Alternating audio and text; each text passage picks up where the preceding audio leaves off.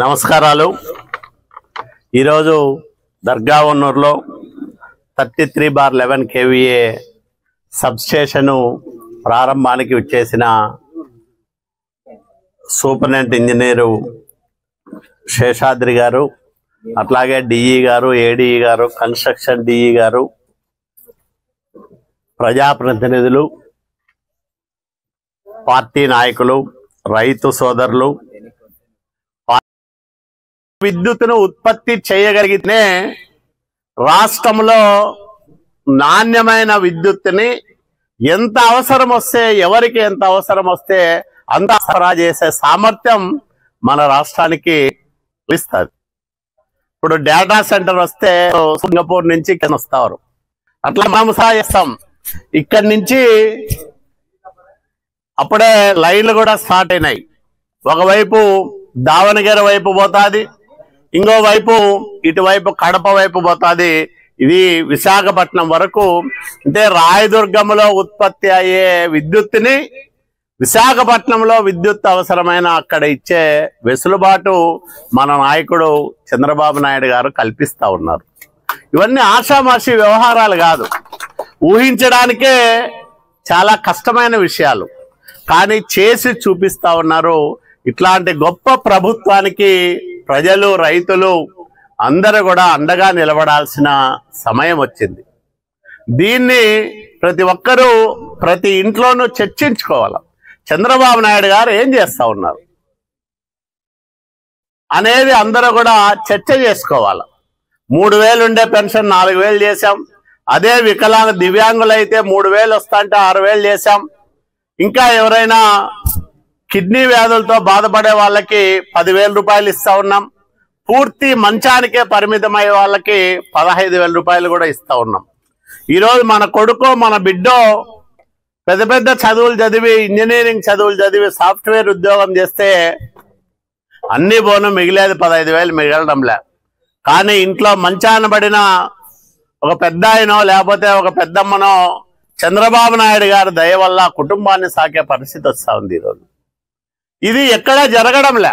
ఈ బంధువులు పక్కనే కర్ణాటక రాష్ట్రంలో ఉంటారు, అక్కడ వెళ్ళి కనుక్కోండి, అడగండి, ఇట్లాంటి పెన్షన్లు ఇవన్నీ ఇస్తా ఉన్నారా అని కనుక్కోండి. ఎక్కడా ఇవ్వడం లేదు. అట్లాగే 3 గ్యాస్ సిలిండర్లు ఫ్రీగా ఇస్తా ఉన్నాం. మొన్ననే తల్లికి వందనం పేరుతో ఎంతమంది పిల్లలు ఉంటే అంతమంది పిల్లలకే డబ్బులు వేసాం. మీ ఒన్నూరులోనే దండిగా డబ్బులు వచ్చింటుంది. అంటే ఈ 3 4 డబ్బులు పిల్లలకు ఇస్తా ఉన్నాం, చదువుకి ఇస్తా ఉన్నాం, బాగలేకపోతే ఇస్తా ఉన్నాం. అట్లాగే మీ పంటలు పండించుకోవడానికి మీకు అన్ని రకాలుగా చేదోడు వాదోడుగా ఉంటా ఉన్నాం. పండిన పంట ఉత్పత్తులు గిట్టుబాటు ధరలకు అమ్ముడు కాకపోతే ప్రభుత్వమే విక్రయ కేంద్రాలు పెట్టి ప్రభుత్వమే కొనుగోలు చేసే కార్యక్రమాలు కూడా చేస్తూ ఉంది. కాబట్టి విత్తు నుంచి అమ్మకం వరకు అన్ని చోట్ల ప్రభుత్వం మీకు చేదోడు ఓదాడుగా ఉంది. రైతు సోదరులకి ఈ ప్రభుత్వాన్ని ఆశీర్వదించండి, ఆదరించండి. అభిమానంతో మీరందరూ కూడా చంద్రబాబు నాయుడు గారి నాయకత్వాన్ని సమర్థించమని, ఈ రాష్ట్రంలో అన్ని రంగాల అభివృద్ధిని భవిష్యత్తులో మరింత ఎక్కువగా చూడడానికి మనమందరము కలిసికట్టుగా ముందుకు సాగాల్సిన సమయం ఇదని మీ అందరికీ మనవి చేసుకుంటూ, ఈ కార్యక్రమం మరి ఎస్సీ గారితో నేను చాలాసార్లు మాట్లాడా, ఇది త్వరగా చేయించండి మీరు అని. ఆయన కూడా ప్రత్యేకమైన శ్రద్ధ తీసుకొని, ఎందుకంటే మన దగ్గరే పనిచేశాడు గతంలో కళ్యాణదుర్గంలో, కాబట్టి ఈ ప్రాంతం పైన ఉండే అభిమానంతో వెంటనే ఈ కార్యక్రమాలన్నీ కూడా ముందుకు తీసుకుపోయినారు. ఇంకా అదనంగా మనకు సబ్స్టేషన్లు కావాలా, అవన్నీ మంత్రి గుట్టిపాటి రవికుమార్ గారితో కూడా మాట్లాడాం, ముఖ్యమంత్రి గారి దృష్టికి తీసుకెళ్ళాం, శాసనసభలో కూడా మాట్లాడాం. దానివల్లనే మనకి 250 ట్రాన్స్ఫార్మర్లు వచ్చాయి. ఇంకా అదనంగా ఎన్ని కావాలంటే అన్ని ఇస్తానని మొన్ననే మరి మంత్రాలయంలో కలిసినప్పుడు కూడా మంత్రి గారు చెప్పారు, ఏమన్నా ఇంకా అవసరమా మీకు ట్రాన్స్ఫార్మర్లు చెప్పండి, సిఎండి గారికి చెప్తాను చేద్దామని. ఆయనగా నేను అడక్కనే ఆయనే చెప్పే పరిస్థితి. అంటే మన డిమాండ్, మన ప్రాంతం వెనుకబాటుతనం, ఇక్కడ రైతుల అవసరాలు ఇవన్నీ కూడా పదే పదే మంత్రుల దృష్టికి, ముఖ్యమంత్రి గారి దృష్టికి తీసుకోవడం వల్ల అందరూ స్పందిస్తున్నారు, మనకు సహకరిస్తూ ఉన్నారు. మన ప్రాంత అభివృద్ధిలో ఎవరికి వాళ్ళు తమ సహాయ సహకారాలు అందజేస్తా ఉన్నారు. వాళ్ళందరికీ రాయదుర్గం ప్రజల తరఫున నమస్కారాలు, కృతజ్ఞతలు తెలియజేస్తూ మీ అందరి దగ్గర కూడా సెలవు తీసుకుంటున్నా. అందరికీ నమస్కారం. బట్ మరి ప్రోగ్రెస్ అయితే కొంచెం ఈ రాయదుర్గము అంతా 100 సర్వీసుల దాకే తీసుకున్నారు. సో ఇంకా కొంచెం ఇంప్రూవ్మెంట్ చేయాలంటే మీరందరూ సహకరిస్తేనే. యాక్చువల్గా మనం జనరేట్ చేసిన, మనం వాడుకునే కరెంటును మనమే జనరేట్ చేసుకుంటే మన నెక్స్ట్ తరాలకు కూడా ఇబ్బంది ఉండదు. ఎందుకంటే ఇప్పుడు మీరు ఒక చిన్న ఎగ్జాంపుల్ చెప్తాను. 3 కిలోవాట్లు ఉన్న అతనికి మినిమం రోజుకు 15 యూనిట్లు జనరేట్ అవుతుంది. అంటే నెలకు 450 యూనిట్లు వస్తుంది. మీరు ఒకవేళ 300 యూనిట్లు వాడుకున్నా కూడా 150 యూనిట్లు కూడా డిపార్ట్మెంట్ ₹2.09 ఏ నెలకు ఆ నెల ఆన్లైన్లో అమౌంట్ వేసేస్తుంది. అంటే ₹2.09 వేస్తుంది. సో కాబట్టి 2 కిలోవాట్లు అనుకోండి, ఆయనకు డైలీ 10 యూనిట్లు జనరేట్ అవుతుంది. 10 కానీ 11 కానీ. సో నెలకెంత 300 యూనిట్లు. మీరు 150 200 వాడుకున్నారు అనుకో, ఆ 100 యూనిట్లకు ₹2.09 మళ్ళీ మేమే ఇస్తాం.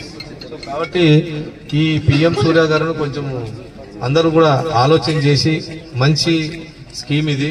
దీనివల్ల గవర్నమెంట్కు మంచిది, ప్రజలకు మంచిది, మనందరికీ మంచిది.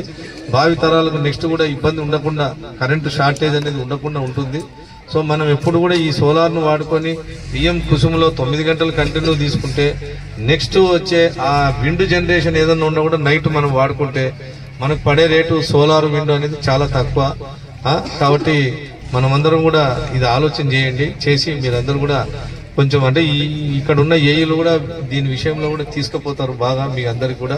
సో దీన్ని మీరు సహకరిస్తే మంచిది. అట్లాగే సారు కొత్తగా ఎమ్మెల్యే అయిన తర్వాత ఒక 2-3 నెలలకు నేను ఎస్సీగా ఛార్జ్ తీసుకున్న తర్వాత సారు 250 ట్రాన్స్ఫార్మర్లు అడిగితే కూడా మా సీఎండి గారు స్పందించి ఇచ్చారు.